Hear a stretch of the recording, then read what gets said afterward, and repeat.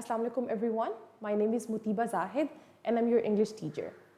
तो बच्चों पिछली क्लास के अंदर हमने ना रॉबर्ट फ्रॉस्ट की जो पोइट्री थी मोइंग बाय रॉबर्ट फ्रॉस्ट, तो इसको हमने बहुत डिटेल में पढ़ा था। हमने इसकी फिगरेटिव लैंग्वेज, इसकी लाइन टू लाइन एक्सप्लेनेशन की थी और वो जो एक्सप्लेनेशन थी ना बेसिकली वही आप लोगों की पैराफ्रेजिंग थी। तो जिन बच्चों ने इस क्लास को अटेंड नहीं किया था प्लीज़ वो जाके पहले मोइंग बाय रॉबर्ट फ्रॉस्ट की जो मैंने पोइट्री आप लोगों को पढ़ाई है या उसमें जो मैंने आप लोगों को लाइन बाय लाइन इसका एनालिसिस कराया है, फिगरेटिव लैंग्वेज भी और मीनिंग्स भी, हर एक चीज़ उसमें मैंने डिटेल में डिस्कस की है। तो आप पहले जाके उस वीडियो को देख लें, उसके बाद आप आज की क्लास को फिर जो है वो दोबारा यूट्यूब पे देख लीजिएगा। तो स्टार्ट करने से पहले I want to ask few questions, तो प्लीज़ आप मुझे ज़रूर बताइएगा अभी कॉमेंट्स में कि मोइंग बाय रॉबर्ट फ्रॉस्ट की थीम क्या थी, हमने इसमें किस चीज़ को डिस्कस किया, व्हाट डू यू थिंक कि टॉपिक किस तरीके से डिस्कस हुआ, किस तरीके से इसमें जो थीम्स डिस्कस हो रही थी या क्या क्या चीज़ें थी जो हमने इसमें डिस्कस की इस पूरी की पूरी पोइट्री के अंदर, इस पूरी पोएम के अंदर। लेट्स सी योर रिस्पॉन्स, क्या आप लोग क्या मुझे रिस्पॉन्स कर रहे हैं इसमें। आई am waiting for your response everybody. आप लोगों की चैट इनेबल हो चुकी है, ओके वेरी गुड। नेचर की थीम थी, ओके। क्या डिस्कस किया जा रहा था, नेचर के अलावा किस चीज़ पे एम्फेसाइज किया गया था, पोइट क्या समझाने की कोशिश कर रहा था, क्या मैसेज कन्वे कर रहा था इस पूरी पोइट्री के अंदर, वो क्या कहना चाह रहा था। ओके वजिया भी कह रही है nature. Okay site works very hard या labour works very hard, site काम कर सकती है, labour yes, okay very good. Anybody else in the class, कोई और बच्चा कोई इसमें अपना इनपुट देना चाहे। ओके नेचर की, अबाउट नेचर, ओके सही है, ठीक है। नेचर की थीम को ही एक्सप्लोर किया गया, लेकिन क्या बताया गया कि जो लेबर है, जो ये काम करने वाला है, जो मेहनत कश इंसान है, वो क्या करता है, उसी को जो नेचर का जो सबसे आप कह सकते हैं सबसे अच्छा फ्रूट है या फिर जो भी एक गिफ्ट है वो उसी को मिल रहा होता है क्या, और वो क्या है कि आप नेचर की किसी बहुत ही डीप चीज़ को जो है वो इस टाइम पे आप उसको एक्सप्लोर कर रहे होते हैं। अच्छा, अब there are few questions which I want to ask you, तो आप उसका मुझे आंसर ज़रूर करिएगा अभी इस कमेंट सेक्शन के अंदर। Hard work is a key to success, what are your aspirations in life and how will you plan to reach your destination. तो आपकी ज़िंदगी के अंदर कोई मकसद होगा, कुछ ना कुछ होगा, आप उसके बारे में बताना चाहें तो please write in the comment section कि what is your goal and what are you doing to achieve that goal. अपने आपका क्या प्लान है अपनी उस डेस्टिनेशन तक पहुंचने के लिए, उस गोल को अचीव करने के लिए।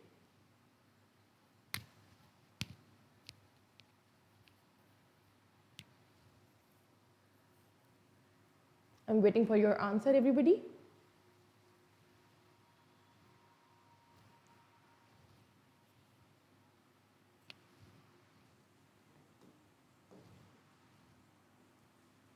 ओके, तब तक जब तक आप लोग मुझे बता रहे हैं अपना response.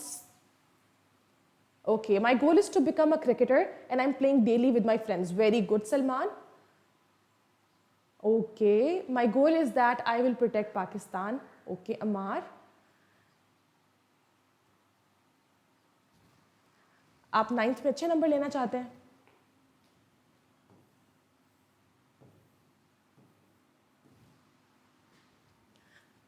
Okay, I want to be doctor, doing hard work. Okay, my goal is to become a hacker. Okay, my goal is to become a police officer. Okay, Zainab कह रही हैं my goal is to become a singer. ठीक हो गया। तो इस तरीके से आप लोगों के डिफरेंट गोल्स हैं।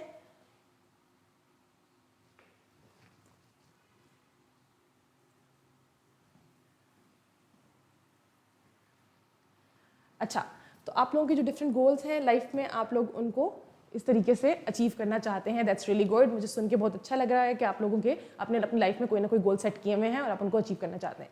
अच्छा, जो थीम है पोइट्री की वो हम एक दफ़ा फिर से डिस्कस कर लेते हैं। The poem, okay, so the poem mowing reflects the vital relationship of the worker to the land, of the work being in itself the reason for proper and wholesome existence. The physical act of scything as part of the natural order becomes the sweetest dream that labor knows. It is also about the importance of hard work. Frost uses his skill with natural imagery to depict the peace found in simplicity. तो पूरी की पूरी theme को जो है ना वो 2 लाइनों के अंदर यहाँ पे लिखा गया है, जिसमें बताया जा रहा है कि हार्ड वर्क की थीम है कि जो स्वीटेस्ट ड्रीम है ना वो किसको मिलता है, वो लेबर को मिलता है। क्यों? क्योंकि लेबर जो है वो अपनी मेहनत कर रहा होता है, वो साइथ के साथ वो जो कटिंग कर रहा है, वहाँ पे जो काम कर रहा है, वही उसको जो है वो स्वीटेस्ट ड्रीम तक लेके जाती है।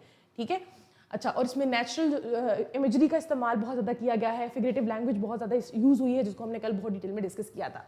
अच्छा, लेट्स मूव फॉरवर्ड एवरीबडी। अच्छा, हमारे पास और भी बहुत सारे जो हैं वो आंसर्स आए हैं। हादिया का आया है, नूर का और जैनब का भी हमारे पास आंसर आ गया है।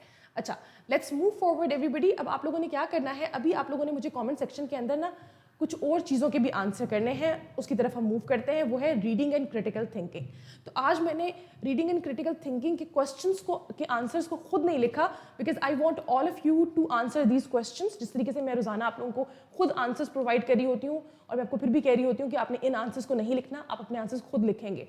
तो इसलिए आज मैंने क्या किया कि आज हम क्लास में इसकी प्रैक्टिस करते हैं, मैं आप लोगों की करेक्शन यहाँ लाइव क्लास में ही करती जाऊँगी। तो आप मुझे बताइएगा, मैं क्वेश्चन पूछूंगी, आपने अपना आंसर जो है वो अकॉर्डिंग टू द पोएट्री मुझे इस कमेंट सेक्शन के अंदर सेंड करना है। तो पहला क्वेश्चन है, who is whispering to the ground? Question number 1 is, who is whispering to the ground? Very good, Amar from F73। Okay, अच्छा, अब क्वेश्चन है who is whispering to the ground. What is whispering नहीं है, या कुछ ये नहीं पूछा जा रहा कि जो साइथ थी वो क्या विस्पर करी है, सिर्फ क्वेश्चन पूछा जा रहा है कि who is whispering to the ground. तो बहुत सारे बच्चों का आंसर आ गया है, scythe is whispering to the ground.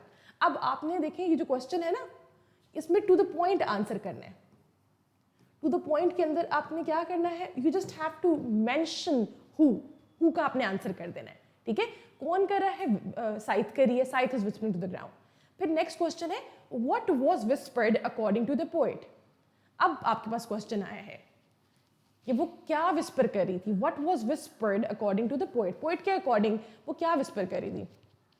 Poet was not sure what was it saying. Okay Amar, अब देखिए जिस टेंस के अंदर क्वेश्चन किया जाता है ना, आपने उसी टेंस के अंदर आंसर करना होता है। यहाँ पे वॉज लिखा हुआ है, तो आपने भी वॉज का ही इस्तेमाल करते हुए जो है वो अपना आंसर लिखना है। जिस तरीके से अमार आपने इज लिखा है ना, आप उसको करेक्ट करके वॉज कर दिएगा। ठीक है, okay, I want everybody to answer that question. According to the poet, he himself did not know what the scythe was whispering to the ground. He was just guessing that maybe it was heat of the sun, or maybe it was about the absence of the sound. तो आप इस answer को भी लिख सकते हैं जो मैंने अभी बोला। इसके अलावा जो बच्चों का आंसर आ रहा है वो मैं आपको पढ़ के बता देती हूँ। Poet was not sure what it's saying. Urwa again, what it saying जो है आपको थोड़ा सा चेंज करना पड़ेगा।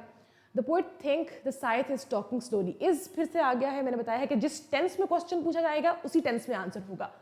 ही was guessing about sound. Okay Fajar, but make your answer complete. You have to mould your answer according to the question statement. ठीक है, जो क्वेश्चन स्टेटमेंट लिखी हुई है उसके अकॉर्डिंग आप क्या करेंगे, अपने क्वेश्चन को, अपने आंसर को उसके अकॉर्डिंग मोल्ड करेंगे। मैंने आप लोगों को ये कहा कि poet, sorry, what was whispered according to the poet. According to the poet, he himself did not know about the sound, but he was guessing maybe it is the absence, maybe the scythe was talking about the absence of the sound, or maybe it was talking about the heat of the sun. ठीक है, तो ये दो चीजें मैंने आप लोगों को बताई हैं। आप इनको इस तरीके से लिख सकते हैं, आप इसको अपनी तरह से जिस तरीके से भी एक पैराग्राफ बना के लिख सकते हैं। ठीक है, मैंने दोबारा बता दिया। अनीस आप लिख लिएगा। अच्छा, enlist poetic devices used in the poem. अब आपने मुझे बताना है कौन कौन सी पोएटिक डिवाइसेस हैं जो कि इस पोइट्री के अंदर इस्तेमाल हुई हैं, मोइंग बाय रॉबर्ट फ्रॉस्ट के अंदर, जिनको हमने कल डिटेल में डिस्कस किया था। आप कोई सी भी दो पोएटिक डिवाइसेस का नाम लिख सकते हैं और बता सकते हैं कि वो कहाँ इस्तेमाल हुई हैं।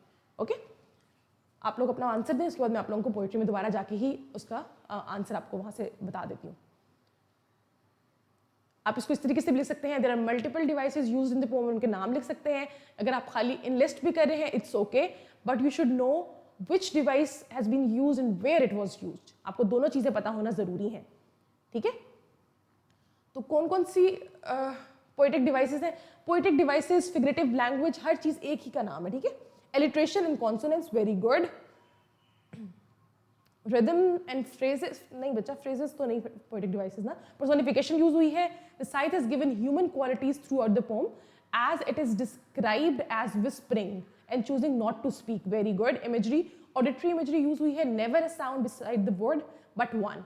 Whispering to the ground. Very good. ये दोनों imagery भी है. Alliteration भी है. Very good. Alliteration भी का भी इस्तेमाल हुआ है. Personification का भी इस्तेमाल हुआ है. Imagery का भी इस्तेमाल हुआ है.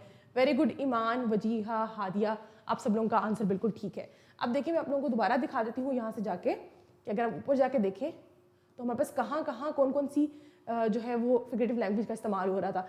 वॉज वर्ड 1, यहाँ पे क्या आ गया हमारे पास, ये एलिट्रेशन आ गई. फिर विस्परिंग क्या है, पर्सोनिफिकेशन भी है हमारे पास. इसके साथ साथ क्या है, ओनोमेटोपिया भी है. ठीक है, तो इस तरीके से हमने काफी ज्यादा फिगरेटिव लैंग्वेज की डिस्कशन की थी. उन सबको आप इस तरीके से लिख सकते हैं अपने एग्जाम के अंदर. ठीक है, आपसे यूजुअली एग्जाम में इस तरह का क्वेश्चन पूछा जाता है कि आप इसमें से कोई सी भी 2 पोएटिक डिवाइसेस को बता दें या कुछ भी इस तरीके से, तो आपको पता होना जरूरी है. Let's move forward. हमारे पास नेक्स्ट क्वेश्चन है, according to the poet what is the sweetest dream that labour knows. अब इसका आंसर करें. According to the poet what is the sweetest dream that labour knows. अच्छा बच्चों, इन क्वेश्चन को answer करते वक्त एक बात का ख्याल रखिएगा कि आपके पास ना जो पोएटिक जो भी आपके पास आता है, स्टेंजा आता है, उसके अंदर आपके पास जो क्वेश्चंस आते हैं ना वो 2 मार्क्स ईच क्वेश्चन होता है. तो आपने उसको 2 मार्क्स के अकॉर्डिंग ही आपने उसका आंसर लिखना है. तो जिस तरीके से क्वेश्चन पूछा जाएगा, जैसे पोएटिक डिवाइसेस का जो 2 पोएटिक डिवाइसेस आर इनफ, और इसके अलावा जो भी सेंटेंस कोई भी अगर इस तरीके से क्वेश्चन आता है उसमें 2 सेंटेंसेज या 2 आपके पास लॉजिक्स या किसी भी चीज़ के लिए 2 सेंटेंसेस काफ़ी होंगे ताकि आप उसको जो अपने आंसर में लिख सकें. तो अब आपने मुझे जो आंसर भेजा है, let's see that. According to the poet what is the sweetest dream that labour knows. Money earns from hard work is the sweetest dream of labor. Money. The sweetest dream is to cut the grass with a long scythe. मैंने literal उसमें लिख दिया इसको. थोड़ा सा इसको ना आप अपने इस चैप्टर के अकॉर्डिंग लेके जाएं और देखें कि क्या होगा. What is the sweetest dream that labor knows? I'm waiting for everybody's response. Money the labor earns from hard work. Okay, money or the moments or the sweetest dream. Sweetest dream क्या है? Okay दाइमा, मेरा ख्याल है बच्चे मैं आपको उर्दू में explain कर रही हूँ. अच्छा लेट्स मूव. अच्छा okay, for the poet the sweetest dream that labour knows is the fact the truth of accomplishment is the ultimate reward. Okay, very good. Money that he earns from hard work. It's not money. It's basically the feeling. It's basically the memory. It's basically the sweetest dream. जो truth है, जो उसने वहाँ पे मेहनत करके एक चीज़ को experience किया है, ठीक है, वो experience क्या है, जो उसको वो feel कर पा रहा है कि scythe is talking to the ground, ठीक है, जो scythe जो उसका tool है ना, वो क्या कर रही है, वो ज़मीन से बातें कर रहा है. बेसिकली ये चीज़ है जो उसने अर्न की है पोएट ने और जिसको वो स्वीटेस्ट ड्रीम कह रहा है. आई होप अब एक्सप्लेन जो मैंने किया है आप लोगों को समझ में आ गया होगा. मैंने कोशिश किया कि मैं आपको उसको उर्दू में एक्सप्लेन कर सकूँ. Okay, the sweetest dream is when his hard work gives response and all the things grow. Okay, this can be a good response. Okay, हम लिख सकते हैं इसको भी कह सकते हैं क्योंकि at the end of the day, yes, that's also true. What is the central idea of the poem? अब आप मुझे बताएंगे कि इस पूरी पोइट्री का, इस पूरी पोम का सेंट्रल आइडिया क्या था. जो थीम में हमने अभी देखा, तो सेंट्रल आइडिया क्या था? I'm waiting for everybody. Hard work, okay. Make a sentence. Do not just write 1 word or 2 words. Make a whole sentence.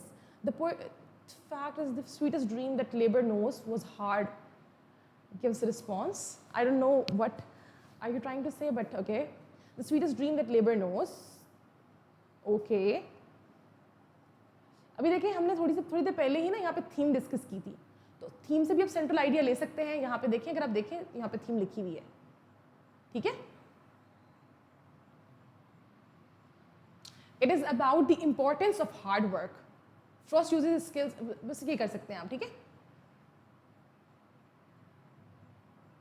Relationship of worker to the land, ठीक है. तो पूरी थीम किसके अकॉर्डिंग है? Hard work पर है and the relationship of the worker with the land. ठीक है, आप इसको इस तरीके से लिख सकते हैं। The central idea of the pome is that hard work brings the sweetest dream. ठीक है, आप इसको इस तरीके से लिख सकते हैं। Okay, what is the form and tone of the poem? अब इसका आंसर कौन करेगा? I am waiting for everybody's response. Very good, it is about importance of hard work. The poem moving reflex, moving है बच्चे, moving नहीं है। The vital relationship worker to the land. Okay, आप इसको लिख सकते थे सेंट्रल आइडिया के अंदर, लेकिन अब मैं पूछ रही हूँ what is the form and tone of the pome? The tone of the pome is reflective, serene and earnest. ठीक है, it is quiet and meditative, mirroring the peaceful atmosphere of the words and the steady rhythmic movement of the worker. Okay, आपका answer ठीक था बच्चे, जिसने भी अभी response किया था, हादिया ने किया था। वर्कर कटिंग है, वेरी गुड, ठीक है। ठीक है, और फॉर्म क्या है? जो पोइट्री है किस सोनेट में लिखी गई है। ठीक है, तो ये दोनों चीज़ें आप लोग इस तरीके से आंसर लिख सकते हैं। आप लोगों ने बहुत कम बच्चों ने मुझे रिस्पॉन्स किया क्लास में, शायद बच्चे कम है क्लास में या क्या सिचुएशन है, आई डोंट नो। ओके, लेकिन बच्चे रिस्पॉन्स जो है वो जो ठीक आंसर्स आए हैं वो मुझे बहुत कम बच्चों ने सेंटेंसेस के फॉर्म में भेजे हैं। तो जब मैं आप लोगों से इस तरीके की कोई एक्टिविटी क्लास में करवा रही होती हूँ ना, जिसमें मैं आप लोगों को कह रही होती हूँ कि अपना रिस्पॉन्स भेजें, जब मैं आप लोगों को खुद लिख के नहीं दिखा रही, तो उसमें आप लोगों के पास बहुत ज़्यादा टाइम होता है, मार्जिन होता है कि आप अपनी करेक्शन करवा लें। ठीक है, तो ये आप थोड़ा कोशिश किया करें कि इस तरह की क्लास के अंदर ज़्यादा से ज़्यादा आप जो है कम्युनिकेट करें। अच्छा, अब देखते हैं कि पोएटिक डिवाइसेस क्या होती हैं। कितने बच्चे हैं जिनको ऑलरेडी आइडिया है कि पोएटिक डिवाइसेस क्या होती हैं?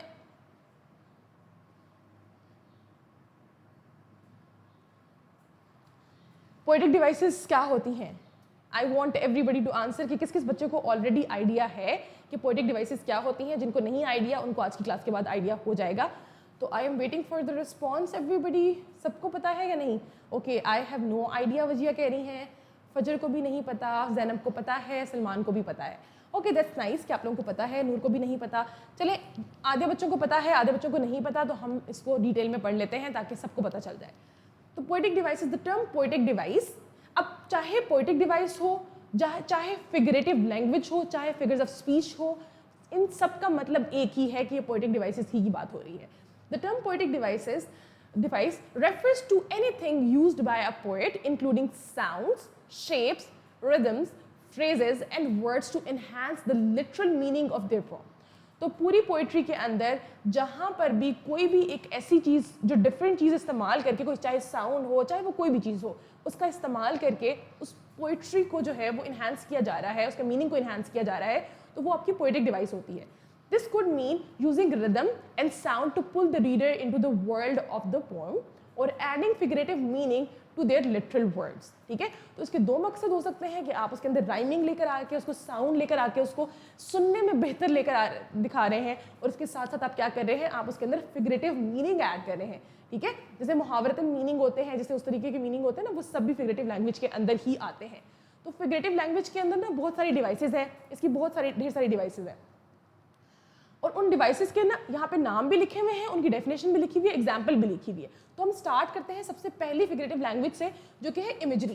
ये इमेजरी सबसे कॉमन फिगर ऑफ स्पीच है, पोएटिक डिवाइस है। ये हर पोइट्री के अंदर यूजुअली आपको नजर आती है, जिसमें भी चाहे वो नेचर की बात हो रही हो या कहीं पे भी, चाहे विलियम वर्ड्सवर्थ की बात कर रहे हो आप, फिर रॉबर्ट फ्रॉस्ट की बात कर रहे हो, किसी की भी बात कर रहे हो, लेकिन आपको क्या होगा, आपको उसमें इमेजरी बहुत आसानी से नजर आ जाएगी। इमेजरी होती क्या है? अल्लाह ताला ने आपको 5 सेंसेस दिए हैं, राइट? 1 2 3 4 5 सेंसेस दिए हैं ना। एक सुनने की सेंस है, एक चखने की सेंस है, एक टच करने की सेंस है, राइट? सुनने की सेंस है। तो ये 5 जो सेंसेस है ना, जब आप इनका इस्तेमाल करते हुए किसी चीज़ की पिक्चर अपने माइंड में क्रिएट कर लेते हैं, जैसे मैं अगर कहूँ ना सिल्की फैब्रिक या स्मूथ सरफेस या रफ सरफेस, तो आपके दिमाग में ना एक टच की फीलिंग आती है। ठीक है, स्पाइक्स की अगर मैं बात करूँ, किसी भी चीज़ की बात करूँ, तो वो क्या होता है कि आपके दिमाग के अंदर एक इमेज क्रिएट होता है कि वो रफ सरफेस होगी, वो स्मूथ सरफेस होगी, वो सिल्की इस तरीके की है, किस तरीके की सरफेस है। सिमिलरली जब मैं साउंड की बात करती हूँ ना, अगर मैं मेलोडियस साउंड्स की बात करी हूँ, चिपिंग ऑफ बर्ड्स के बारे में बात करी हूँ, या मैं किसी भी मेलोडियस चीज़ की बात करी हूँ, तो आपके दिमाग में भी एक अच्छा साउंड जो है वो उसकी पिक्चर ड्रॉ होती है, राइट? और जब मैं नॉइज़ की बात करी हूँ, हॉर्न्स की बात करी हूँ, नॉइज़ पोल्यूशन की बात करी हूँ, किसी भी इस तरह की चीज़ें की बात करी हूँ, तो आपके दिमाग में वो एक ट्रैफिक वाली चीज़ भी दिमाग में आती है। ठीक है। उसी तरीके से जब मैं टेस्ट की बात करूँ, अगर मैं सेवरी टेस्ट की बात करी हूँ, स्वीट टेस्ट की बात करी हूँ, तो आपके दिमाग में वो एक साउंड की भी पिक्चर ड्रॉ होती है, ठीक है, एक इमेज जनरेट होता है। जिस तरीके से आप अपनी 5 सेंसेस को इस्तेमाल करते हुए कोई भी इमेज आपके दिमाग में ड्रॉ हो रहा है, आप कुछ पढ़ रहे हैं, तो उसका मतलब है उसमें इमेजरी का इस्तेमाल किया हुआ है। हो सकता है कि वो बहुत ही प्लेन इमेजरी इस्तेमाल की जा रही हो, कि सिर्फ कलर का इस्तेमाल करके, या ब्लू शर्ट के बारे में बात की जा रही है तो एक ब्लू शर्ट आपके दिमाग में आती है, या फिर हो सकता है कि वो बहुत डीप इस्तेमाल किया जा रहा हो। तो बहुत ही डिफरेंट तरह की इमेजरी के जो है वो एग्जाम्पल्स हमें मिलती हैं पोइट्री से। अच्छा, the mental impression summoned up by a word, phrase और सेंटेंस। एक कोई भी फ्रेज, कोई वर्ड, कोई भी सेंटेंस पढ़ने के बाद आपके दिमाग में एक चीज की पिक्चर ड्रॉ हो रही है, विच मीन्स कि यहाँ पे इमेजरी का इस्तेमाल हो गया, ठीक है। It suggest to the reader what to think and feel. और ये रीडर को क्या सजेस्ट करता है कि क्या सोचना है, क्या फील करना है। It usually appeals to our sense of smell, taste, touch, hearing and sight. देखा, ये जो 5 सेंसेस है ना, जिनको मैं इस्तेमाल करते हुए आपको बता रही हूँ, इन 5 सेंसेस को इस्तेमाल करते हुए जब अपने दिमाग में आप एक इमेज जनरेट कर सकते हैं ना, इसका मतलब है कि यहाँ पे इमेजरी का इस्तेमाल हुआ है। चाहे वो खाली ग्रीन ग्रास का वर्ड ही क्यों ना लिखा हुआ हो, चाहे वो एक ब्यूटीफुल फ्लावर की डिस्क्रिप्शन क्यों ना दी हुई हो, कहीं वो रेड कलर की बात की हो, चाहे वो किसी चिर्पिंग ऑफ बर्ड की बात हो रही हो, ठीक है, चाहे वो किसी टेस्ट की बात हो रही हो, तो जहाँ पर भी 5 सेंसेस को इस्तेमाल करके आप अपने दिमाग में एक इमेज जनरेट कर सकते हैं, इसका मतलब है कि वहाँ पे इमेजरी का इस्तेमाल हो रहा है, ठीक है। अब फ्रेग्रेंस ऑफ रोज की बात करें तो it comes in your mind, आपके दिमाग में एक खुशबू, आप समझ सकते हैं कि वो किस चीज़ की बात हो रही है, वो आपने एक्सपीरियंस किया हुआ है, ठीक है। एज स्वीट एज हनी, तो आप किसी चीज़ का कंपैरिजन हनी के साथ इजीली कर सकते हैं, क्योंकि आपको पता है कि वो चीज़ स्वीट होगी, राइट। फिर क्या है, वेलवेटी टेक्सचर। वेलवेटी टेक्सचर में आई होप हर बच्चा इस टेक्सचर को फील कर सकता है, अपने दिमाग में एक पिक्चर ड्रॉ कर सकता है कि वेलवेटी टेक्सचर कैसा होता है, ठीक है। अब चाहे फिर वो किसी के स्वीट सॉन्ग की बात हो रही हो या कोई भी बात हो रही हो, आई होप इमेजरी यहाँ तक सबको क्लियर हो गई होगी, ठीक है। इसके बाद आता है मेटाफर। मेटाफर क्या है, आपने 2 चीज़ों का कंपैरिजन करना है और आपने कह दिया कि एक चीज़ दूसरी चीज़ है। जैसे अक्सर औकात छोटे बच्चों को या किसी को भी घर में हम कह देते हैं कि ही इज़ अ फ्लावर, ठीक है, या फिर हम कह देते हैं, जैसे पोइट्री के अंदर आपने बहुत देखा होगा, हम यूजुअली उर्दू में भी और इंग्लिश में भी हर तरह की पोइट्री के अंदर कंपैरिजन किया जाता है, एक चीज़ को दूसरी चीज़ के साथ एसोसिएट किया जाता है, ठीक है। जैसे क्लास में अगर बहुत शोर हो रहा हो, जिस तरीके से आप लोग कमेंट सेक्शन के अंदर कभी कभार बहुत ज़्यादा अपनी बातें शुरू कर देते हैं, तो टीचर क्लास में कह देती है ना कि class is it a class और is it a zoo, am I standing in the zoo, ठीक है। कुछ टीचर्स क्लास में इस तरह कह देती है ना कभी कभार, तो वो इसका मतलब ये नहीं होता कि क्लास जू है, लेकिन क्लास को जू के साथ डायरेक्टली एसोसिएट कर दिया गया। ये नहीं कहते कि क्लास जू की तरह लग रहा है, क्लास ही जू है, ठीक है। तो कभी कभार हम एक इंसान के साथ भी या किसी चीज़ के साथ भी 2 चीज़ों का कंपैरिजन करते हुए उस चीज़ को वही कह देते हैं, सही है। जैसे हम कह देते हैं कोई बहुत बहादुर हो तो हम उसको शेर कह देते हैं, लाइन कह देते हैं, राइट। और कोई बहुत खूबसूरत हो तो हम उसको फूल कह देते हैं। तो ये क्या है, ये मेटाफर होता है कि आपने एक चीज़ को दूसरी चीज़ के साथ एसोसिएट कर दिया। जैसे यूजुअली लोग कहते हैं ना, टाइम इज मनी।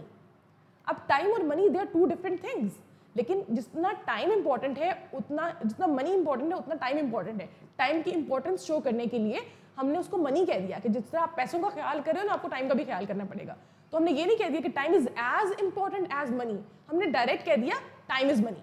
तो जब भी हम किसी चीज़ को डायरेक्टली एसोसिएट कर देते हैं एक चीज़ को दूसरी चीज़ के साथ, तो वो क्या होता है, वो मेटाफर होता है, okay. A figure of speech that compares 2 or more things with a similar quality and does not use like or as। अब ये as और like का वर्ड इस्तेमाल किए बगैर आपने एक चीज़ को दूसरी चीज़ के साथ एसोसिएट कर दिया, ठीक है। Life is a banana cream pie, ठीक है।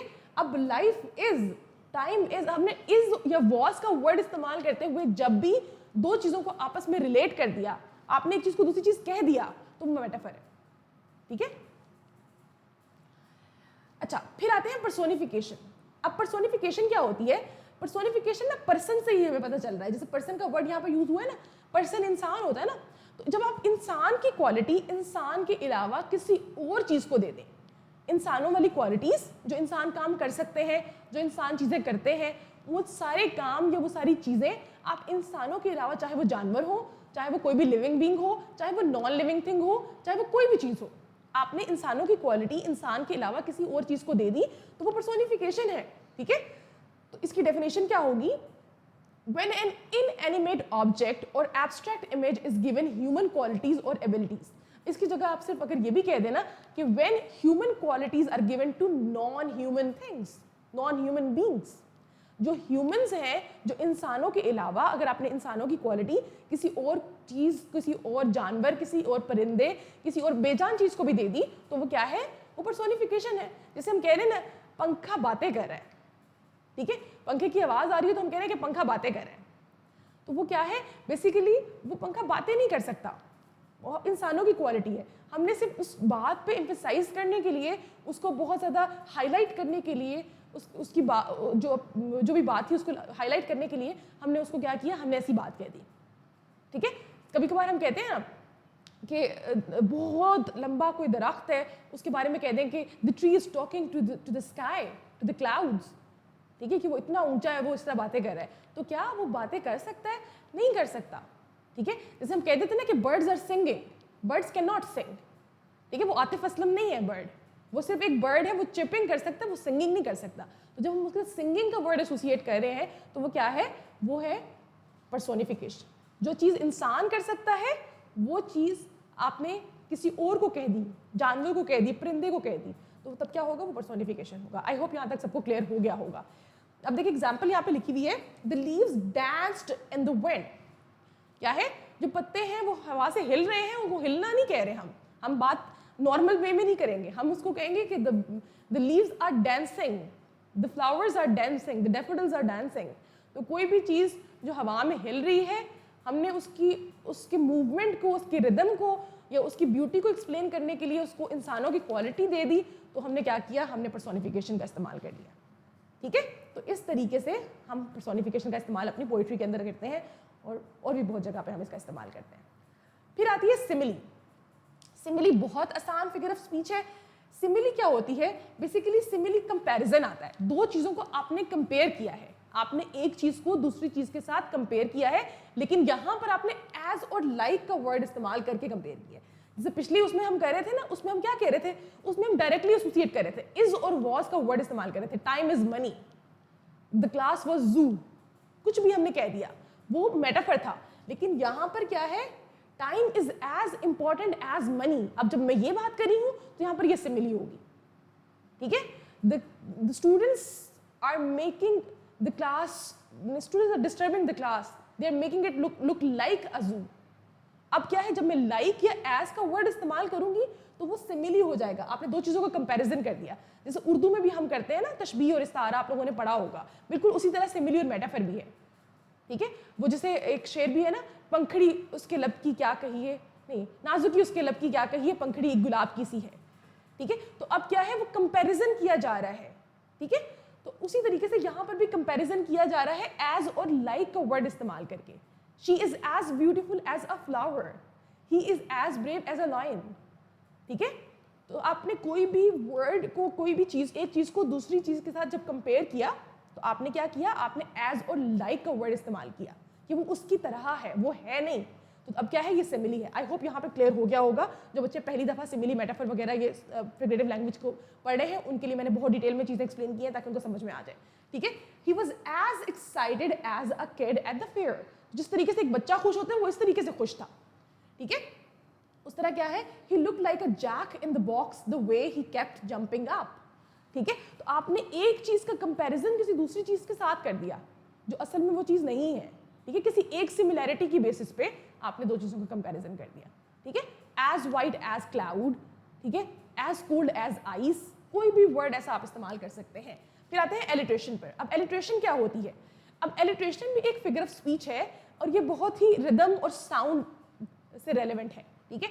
जब हम एक बात करते हैं ना, उसमें जैसे आप लोगों ने बहुत सारे टंग ट्विस्टर्स सुने होंगे, जैसे she sells sea shells on the sea shore, ठीक है। इस तरीके से बहुत सारे और भी टंग ट्विस्टर्स हैं जिसके अंदर आप देखते हैं कि एक साउंड बार बार रिपीट हो रहा है वर्ड के स्टार्ट में, ठीक है। सो उर्दू में भी है ना बहुत सारे टंग ट्विस्टर्स हैं, आप लोगों ने बहुत सारे सुने भी होंगे और बहुत ज़्यादा आप लोगों को पता भी होंगे। तो जब repetition of initial sounds in words with in a line और वर्ड्स ऑफ पोइट्री, अब क्या है? रेपिटेशन हो रही है साउंड्स की। वो साउंड जो एक सेंटेंस के अंदर हर वर्ड या मोस्ट ऑफ द वर्ड्स उसी साउंड से स्टार्ट हो रहे हैं। अगर देखिए मैं कहती हूँ ना, ब्लू बैग, ब साउंड, दोनों वर्ड जो है वो बी से स्टार्ट हो रहे हैं, ठीक है। तो इस तरीके से क्या है, जैसे मैं कहती हूँ kit cat cake, kit cat cake. अब आपने ये नहीं देखना कि के और सी है, नो, हमने सिर्फ साउंड की बात की है, हमने अल्फाबेट्स की बात नहीं की, ठीक है। तो क्या करना है, आपके पास जो सेम जो वर्ड्स हैं वो सेम साउंड से स्टार्ट हो, बेशक सेम अल्फाबेट से स्टार्ट नहीं हो रहे हो, ठीक है। जैसे किट कैट केक की मैंने आपको एग्जांपल दी, जैसे ब्लू बैग की एग्जांपल दे रही हूँ, ठीक है।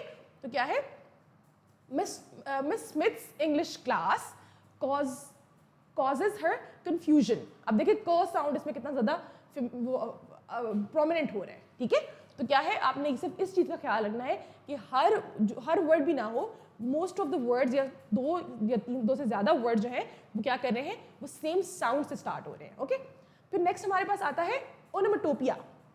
ओनोमेटोपिया भी बहुत मजे की एक फिगर ऑफ स्पीच है, इसमें भी साउंड का ताल्लुक है, लेकिन इसमें क्या है, इसमें आप साउंड से वर्ड बनाते हैं। अब कोई भी चीज जिस तरीके से साउंड करती है, हम उसी साउंड से वर्ड बना लें। जैसे मैं कहती हूँ बजिंग ऑफ बीज, अब जो वर्ड बजिंग है, बज, वो इटसेल्फ आपको बी की बजिंग की साउंड दे रहे हैं, बीज कैसे बात करती हैं। जैसे विस्पर है, विस्पर बिल्कुल उसी तरह साउंड करता है जैसे आप विस्परिंग करते हैं हल्की आवाज में। चिर्पिंग है कि बर्ड जो बोलते हैं वो चिर्पिंग ही है ना। तो जिस तरीके से कोई एक चीज का साउंड होता है, हम उसी से वर्ड बना के उससे एसोसिएट करते हैं। स्प्लैश ऑफ वाटर, बैंग, कोई भी चीज जो भी उसी चीज का साउंड बताती है, हमने उसी साउंड को उससे एसोसिएट कर दिया, उसको वर्ड बना दिया, तो वो क्या है, वो ओनोमेटोपिया है। The use of words which suggest there meaning when pronounced, ठीक है। जब कोई भी आपने ऐसा वर्ड बोला, वो उसी का मीनिंग, उसी का साउंड डिपेक्ट कर रहा है, तो वो क्या होगा, वो ओनोमेटोपिया होगा। जैसे बीज बाज, द क्लॉक टिक टॉक। अब टिक टॉक, टिक टॉक, अब वो क्या है, बेसिकली वो आपकी जो घड़ी है, जो क्लॉक है, उसकी आवाज को ही इससे ही आपने एक वर्ड बना लिया, जैसे हिज ऑफ स्नेक, ठीक है। कोई भी चीज इस तरीके से आपकी क्या होगी, वो आप कोई भी साउंड आपने जो वर्ड बनाया होगा, वही आपका ओनोमेटोपिया होगा। लास्ट हमारे पास यहाँ पे है राइम। अब राइम क्या होती है, राइम इज बेसिकली कि जैसे आपको राइमिंग वर्ड्स का तो ऑलरेडी आइडिया होगा ना, कि two words which end with identical sound. जैसे हमने पहले देखा था कि इनिशियल साउंड की बात हो रही थी, अब क्या है, जो एंडिंग साउंड है वो सेम हो, ठीक है। जैसे गन, वन, ठीक है। उसी तरीके से बहुत सारे ऐसे वर्ड्स होंगे जो जिस साउंड पे वो एंड हो रहे हैं, और एक और वर्ड उसी साउंड पे एंड हो रहा है। यूजुअली आपकी जो आखिरी वर्ड्स होते हैं ना आपके वर्सेस के, वो आपस में राइम कर रहे होते हैं, तो वो क्या होते हैं, वो आपको वो साउंड दे रहे होते हैं जो एक दूसरे से राइम करें, उसको हम कहते हैं राइम, ठीक है। क्राइम, राइम, स्लाइम, टाइम, ठीक है। ये क्या है कि सब वर्ड आपस में राइम कर रहे हैं। आई होप आप लोगों को यहाँ तक समझ में आ गया होगा। आज की क्लास को हम यहीं पर एंड करेंगे। हमने आज की क्लास के अंदर फिगर्स ऑफ स्पीच को बहुत डिटेल में डिस्कस किया, और साथ में हमने पोइट्री जो हमने कल पढ़ी थी, पिछली क्लास में पढ़ी थी, उससे जो रेलेवेंट क्वेश्चंस थे उनको डिटेल में डिस्कस किया। आई होप यहाँ तक आपको कोई कन्फ्यूजन नहीं होगी। अगर आपका कोई क्वेश्चन है इन सब चीज़ों से रेलेवेंट, तो आप लोग मुझसे अभी पूछ सकते हैं in the comment section. You have just 2 minutes for that, और उसके बाद हम इंशाल्लाह क्लास को एंड करेंगे। Let's see your questions.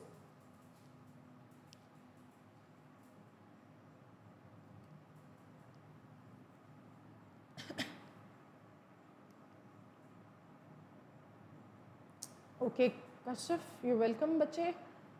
अच्छा, ओनोमेटोपिया आपको समझ में नहीं आया। ओनोमेटोपिया बच्चे मैंने आपको बताया ना कि जब आप साउंड से वर्ड बना रहे हैं, ठीक है।